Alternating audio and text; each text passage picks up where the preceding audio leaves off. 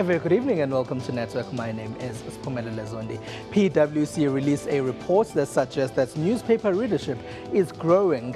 Who is PwC? Well, that is PricewaterhouseCoopers. We are interrogating that tonight, as many have been suggesting that the digital age should have changed things. Somalia has just released new ATMs, what would be old technology for the rest of the world. The My World of Tomorrow exhibition ended yesterday, and we'll tell you about it tonight. Remember that we are live, so find us on SABC Network on Facebook and Twitter. We're on News Network at sabc.co.za on email. Let's start with your social media and technology news.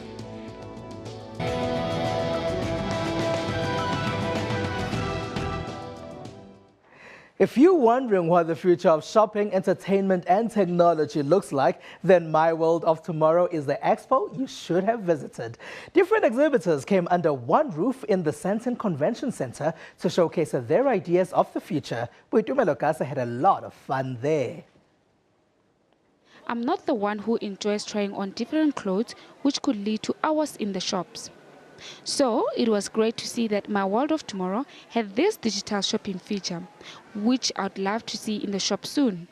I didn't need to guess how the outfit would look on me, as I would put them without physically touching them. It's absolutely awesome. You know, we had this dream, this idea, this vision that we could put together a technology event that caters for the consumer and for business and for public sector in one place, because this is how technology is driving the interest of all of these people in the same kind of issues. Here, different tech companies from multinationals to startups showed off what they do. What they ended up with is My World of Tomorrow, which is expo meets conference.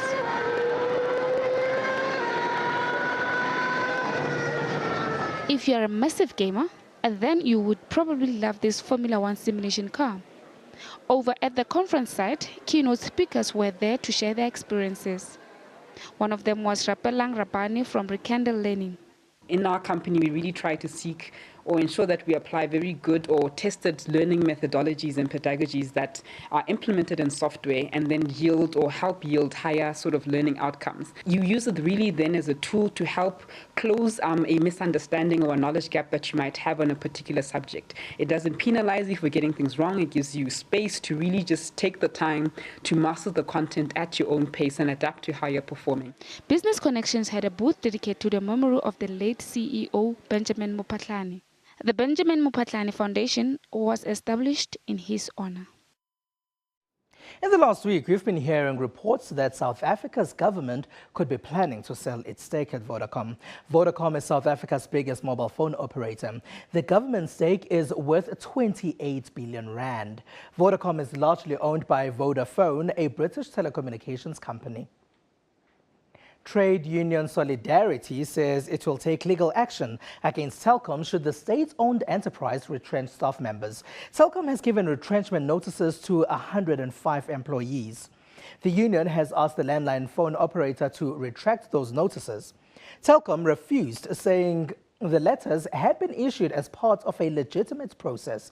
They say the company needs to focus on long-term commercial sustainability. Telkom says some of the employees were placed in different positions within the company, while 302 took voluntary packages. Technology giants Apple and Facebook have offered to freeze eggs for female employees who want to focus on their careers and delay having a first child. This is in an effort to attract more women to the technology sector. There is great concern over the huge shortage of women in the information, communications and technology sectors. Science and Technology Minister Naledi Pandor has also recognized this problem. Meanwhile, in Silicon Valley, technology behemoths have decided to give women an option to freeze their eggs to preserve fertility. Facebook and Apple say this would benefit the companies, as it could probably attract more female employees. This would buy women more time to focus on their careers without worrying about their biological clock. A subsidy of about 200,000 rand is already available to Facebook female employees. Apple says that the perk will only be offered from January 2015. This, according to the tech giants, will help bring a gender balance within the companies. Here in South Africa, we take ATM machines for granted. We find them in every shopping center, outside banks and at petrol stations. Somalia has just received the technology for the very first time. Salam Bank has just given Somalia its first ATM machine. The bank started operating here in 2009. The new cash machine in the capital Mogadishu dispenses US dollars, the currency that is preferred over the local Somali shilling. Salam Somalia Bank's ATMs allow customers to withdraw money using Visa, MasterCard or American Express. It is a good opportunity for Somalis to have an ATM in Mogadishu because it was too hard to withdraw money from MasterCard or Visa. And this shows how our country is making progress day after day. Commercial banking in Somalia disappeared in the early 1990s when the country plunged into more than 2 decades of civil war. The ATM services provided by Salam Somalia Bank are a sign that the economy is slowly taking shape. We launched this ATM in Somalia because there is a great need that Somali people really want them. And we are planning to install more ATMs in the whole of Somalia in coming months. Many around the world take this technology for granted. The bank plans to roll out ATMs around the country. LG Electronics has released a smartphone it says is designed for women. Our producer Boitumelo Gasa played around with the LG G3 Beat. If a phone was designed especially for you, what would you look for? Me, I want a gadget that would fit in my tiny hand, preloaded with woman-specific apps and easy to put away. Well, ladies, LG Electronics says it has good news for us. It claims that it has designed a smartphone just for us. The LG G3 Beat has 5-inch HD display screen. And what men would probably appreciate too is the battery life that lasted me 2 days while I had the phone. The gadget has 8-megapixel autofocus rear camera. But disappointingly, it has 1.3 front camera. And it's on the 4G LTE network. I love this phone. The iPhone 6 and 6 Plus were released in South Africa this week. The long-awaited phones come at a rather steep price. In the last week, we saw the latest iPad. Unfortunately, South Africans have to wait longer until it hits local stores. Christmas has come early for South African iPhone loyalists.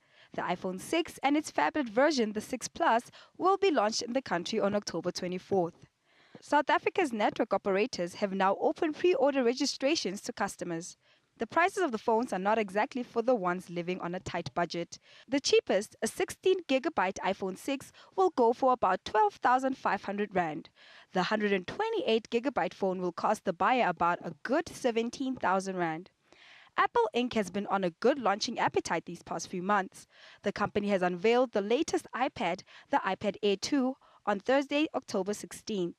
The device is, according to Apple, thinner and faster. And for the first time, Apple is opening up its operating systems to third-party developers. American producer and rapper will.i.am has released his own wearable technology. The Pulse wristwatch does what your smartphone does. First off, this is not a watch.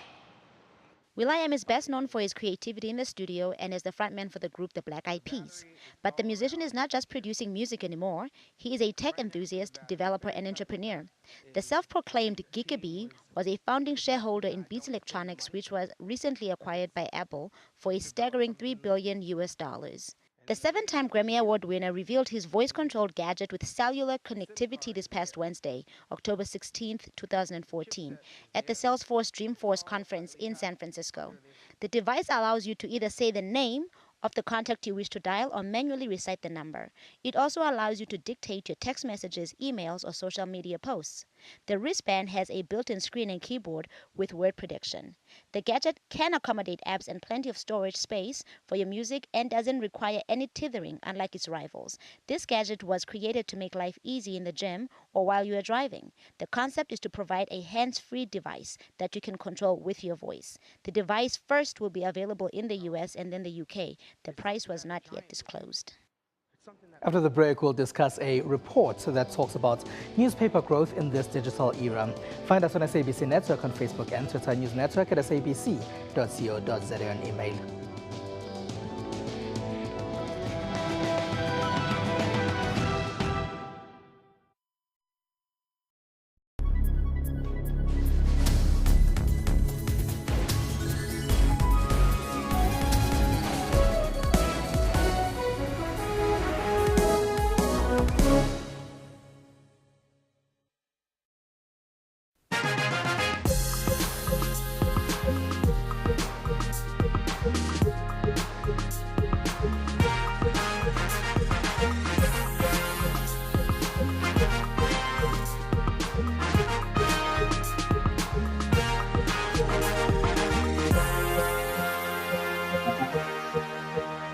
Discover the future of draft. Castle 1895 Draft, progressively crafted by a new generation of brewmasters. Since its inception, the city of Durban has sent a group of designers on an internship program in Milan, the fashion capital of the world. The origins of belly dancing are unclear, but its history in Egypt goes back to the 18th and 19th centuries, where dancers were known as wawazi. Inala's original music is composed and performed by Ladysmith Black Mambazo, the multiple Grammy Award-winning South African isicathamiya group led by Joseph Shabalala and Ella Spira. Inala blends the rhythms and harmonies of native musical roots with live percussion, piano and strings. Join Musam Khalipi on Afro Showbiz every Saturday at 19:30 CAT.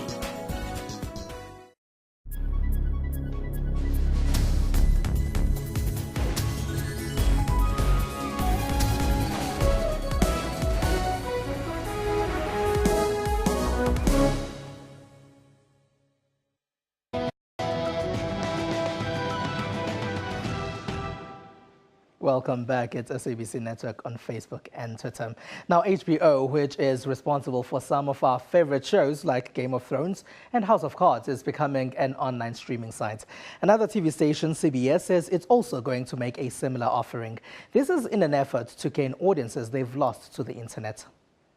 Normally, all I need to sway Donald Blythe is patience and time, neither of which I have right now. HBO is known for extremely popular and award-winning programming like House of Cards, Boardwalk Empire, and Game of Thrones. The American television station, whose programming dominates worldwide, has announced that it's going online. It will directly compete with streaming site Netflix. HBO is owned by Time Warner and has been operating as a premium cable and satellite television offering for 42 years. American TV station CBS has been losing viewers to online platforms. It too says it's introducing a video-on-demand service in America. Better than good. I mean, look at you. Your body's banging.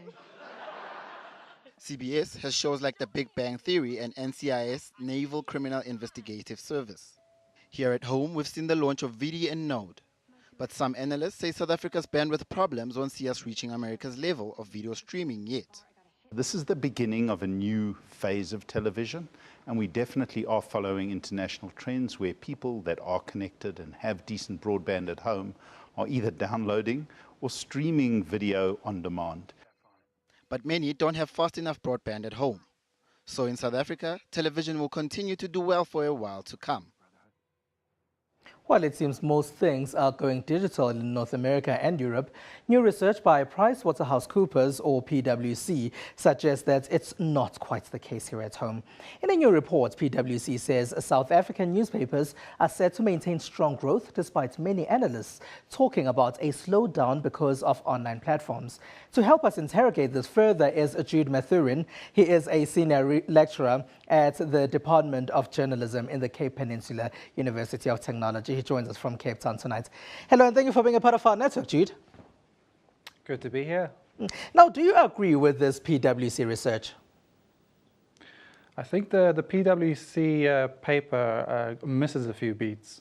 And the first thing that it does, I think, is it tries to oversimplify the issue that newspaper revenue will increase in compound growth over the next while at a rate of about 6% till 2018. Now, this is positive news. But however, the way that mainstream media presented this report was fairly simplistic and tried to say that print media gives online a bloody nose.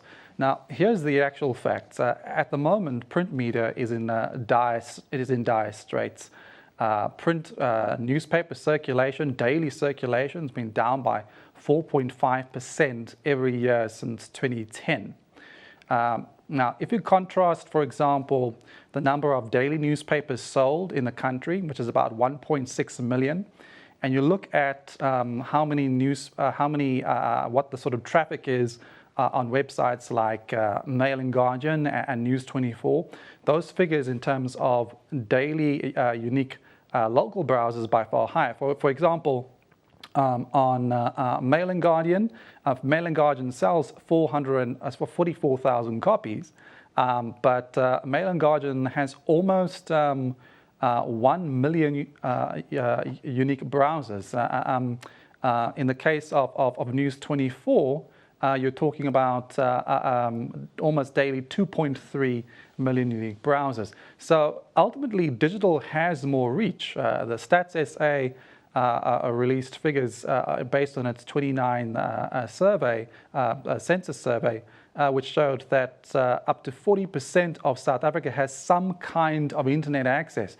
So ultimately, the internet, more particularly mobile, will be the way that South Africans receive their news and information, regardless of whether or not newspaper compound annual growth will increase. The major challenge, however, is that the revenues for media organizations coming from digital is incredibly small at 2%. So the big story isn't the compound annual growth increase for newspapers. It's potentially what news organizations are doing, or newspapers organizations are doing to increase their share of digital revenues through things like paywall and digital e-editions. But a lot of people are citing that there isn't good enough quality broadband in South Africa. Are you saying this is not affecting online newspapers at all? Broadband is not necessary for the consumption of online news media. If you think about it, only person in the street with a dead simple cell phone with a 2G connection should be able to hook up to almost any news website that they'll be able to receive news and information at one level. At another level, news organizations will and can and do, like Eyewitness News and News 24, can and do drop SMS to people using their mobile phones. So broadband isn't necessarily the impediment. I mean, the broadband figure at the moment stands at about 1.5 million, but that is that is strictly because of the limitations of fiber. In the future, most people will access their internet access via their mobile phone, otherwise by anything from 2G to 4G internet. All right, Jude. The difference will be in their quality of media access. All right, Jude Mathurin, we're going to have to leave it there. It's a topic we definitely have to revisit in future. But thank you very much for your insight. Thanks very much. All right, so that's Jude Mathurin, who is a senior lecturer at the Cape Peninsula University of Technology. Now, October is Transport Month, and this week we focus on transport safety. We look into one of the technologies used to avoid brake failure. This is because of the horrific accident that happened in Alberton in the last week. In the last week, South Africa saw what was one of the country's worst car accidents on the N12 highway in Alberton. A truck lost control and plowed over more than 50 cars. The driver, who is now facing culpable homicide charges, claims that his brakes failed. It is not the first time a truck causes a massive accident, with the driver claiming the brakes failed him. Remember this accident caught on security cameras just outside Pinetown and Durban in KwaZulu-Natal? This shouldn't happen if drivers have anti-lock braking speed technology, or ABS. ABS allows wheels on a vehicle to maintain contact with the road surface. When the car brakes, then the wheels are prevented from locking, so there isn't uncontrollable skidding. Typically, ABS includes a central electronic control unit, 4-wheel speed sensor, and at least 2 hydraulic valves. The electronic control unit constantly monitors the rotational speed of each wheel. This means that it detects the wheel that is rotating at a different speed from the rest and reduces or increases hydraulic pressure. This process is repeated continuously and can be detected by the driver through brake pedal pulsation. Because of this, the car wheels equipped with ABS are practically impossible to lock, even during panic braking in extreme conditions. After the break, we'll chat to Lebogang Madise, who is a woman who has created a few popular apps. We're on News Network at sabc.co.za.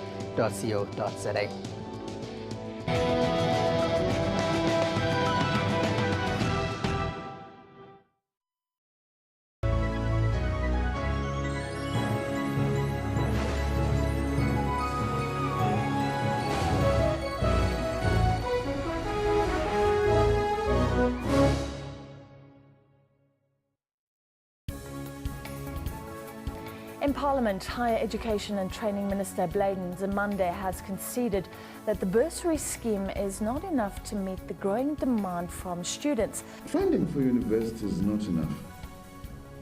We'll be open about that. We will continue to ask for more from government as a department.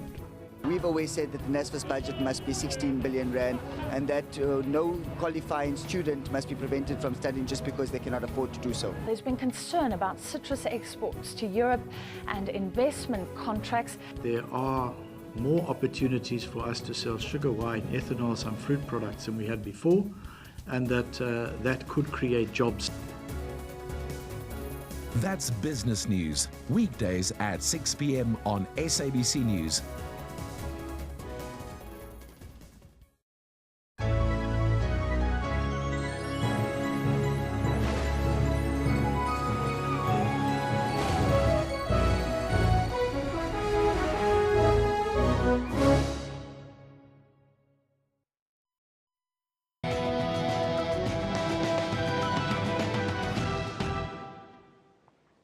Welcome back. Now, with continuing calls for women to pick technology-related professions and programs at university, we decided to invite a female app developer.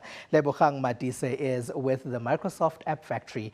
She was named the Nokia Developer Champion in 2013 and has over 1 million app downloads in the Windows Phone store to date. She joins us from Pretoria. Hello and welcome to our network. Thank you. Hello. Now, Lebogang, when did you start developing apps? I started in December 2012 when Microsoft came to the University of Pretoria.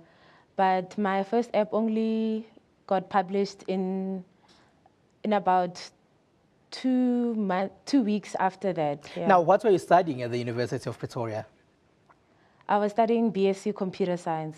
Right, tell us about the stuff that you were learning there that got you interested in this. Well, Microsoft came in as one of the technology companies, and I was attending an IEEE event at the time. So they introduced to us Visual Studio 2010, which is the IDE that I use to develop apps. And they told us, you know what, we've got all the tools you need in order to start with mobile development. They gave us resources such as tutorials, which included videos and some step-by-step tutorials that I could follow. So I went home, placed in that CD, and started playing around with the technology. You say they found you already at university. What was the plan? Well, I was actually just a member of the audience that heard that Microsoft was coming, and I guess everyone in the audience had an equal opportunity. But the difference is I went home and took the tools that they gave us and played around with them, because the idea that I could actually make a mobile app was fascinating to me. Because before then, I didn't think I could actually do anything that I could hold at the palm of my hands. Now, you've developed apps based on popular movies. So why is that? Well, I've got 2 nieces, and I realized if things can appeal to kids, it means they'll be downloaded the most by people all over the world because they share the most interest. The Finding Nemo app, can you tell us about that? Okay, the Finding Nemo app is based on one of my best apps, which is the Spider-Man app. It's actually a monkey puzzle, of which I increased the level of intricacy in terms of solving the actual puzzle. It's a 3x3 puzzle, and it's very interesting to see how many moves it can take for people to actually get it solved. And you have another one, and that's the Dark Knight app. Yes, it's a Batman app. It runs on desktop and tablet, Windows 8.1 as well as Windows 8. And what I love about that app is it brings out my love for superheroes. The best codes from the Dark Knight movie, as well as the wallpapers, can be viewed from the app and shared with your friends, as well as a brief history about Batman, in which many people don't know. Can you tell us about the conceptualization of these apps? You already say that you have 2 nieces, and they spark your interest in what you end up doing. Yes, most of the time, well, kids today don't like reading from actual hardcover books. So I figured, what can I do in order to not only keep them entertained, but help them learn something? So some of my apps are actually like coloring books that you can do on the tablet device itself. And it teaches them alphabets as well as what those alphabet letters stand for, and they can also play around with the different colors. So my goal is not only to have an app that an individual can use, but if they can learn something from it, I believe that I contribute towards the literacy in our country. All right, Lebogang Madise, thank you very much for being a part of our network tonight. Now, here's what some people have been sharing in social media. Portia Modise, who plays for the South African women's football team, Banyana Banyana, has been a leading chatting point on Twitter. She has reached a milestone of 100 goals for the team. This was when they thrashed Algeria 5-1 to advance to the semi-finals of the African Women's Championships in Namibia. Another big chatting point has been the killing of Mexican citizen journalist who tweeted as @MIUT3. The woman had been reportedly kidnapped. Pictures of her body then appeared on her Twitter account with messages saying she had been killed, warning other citizen journalists not to do what she had done. Tweets say she was known for exposing corruption in Mexico. New Yorkers seem to have enjoyed Ladysmith Black Mambazo last night. They performed with the Dave Matthews Band. That's all we have for you. Find us on SABC Network on Facebook and Twitter. It's News Network at sabc.co.za on email. We leave you with Danny McCaskill's The Ridge. He went to cycle in his home island, which is just north of Scotland. It has been downloaded over 18 million times on YouTube. From me and the rest of the network team, have a good one.